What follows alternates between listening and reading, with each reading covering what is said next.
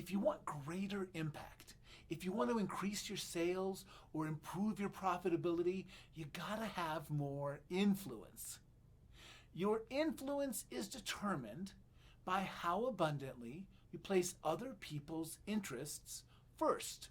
That's the third law, the law of influence from The Go-Giver by Bob Burg and John David Mann.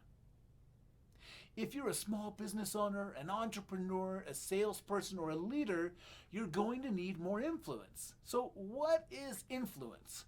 Well, Webster's dictionary defines influence as the act or power of producing an effect without apparent exertion of force or direct exercise of command. Quite a mouthful, but my interpretation is this. Influence is creating an effect without forcing it. What's the best way to not force something? To allow the other person's interests to come first. So that's why your influence is determined by how abundantly you place other people's interests first. Because then we can help produce an effect without apparent exertion of force or direct exercise of command. We can allow something to happen rather than forcing something to happen. It's like the push and the pull, right?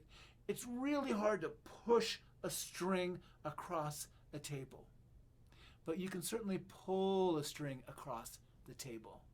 And maybe, as Bob Burg recently said in a speech I got to witness live, he said, maybe that's why people who have great influence are said to have great pull.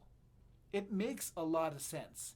The analogy I use is being a lighthouse instead of a flashlight. So I like to stand steady, shine bright, and illuminate everything, and then allow those that are attracted to the light to define for themselves how they want to interact. What do they want? What would serve them the best? Versus a flashlight would be shining a bright light in the areas that I want to control or focus on and making it about myself.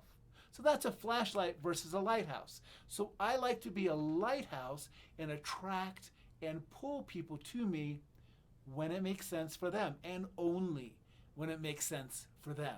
And that's how we create influence.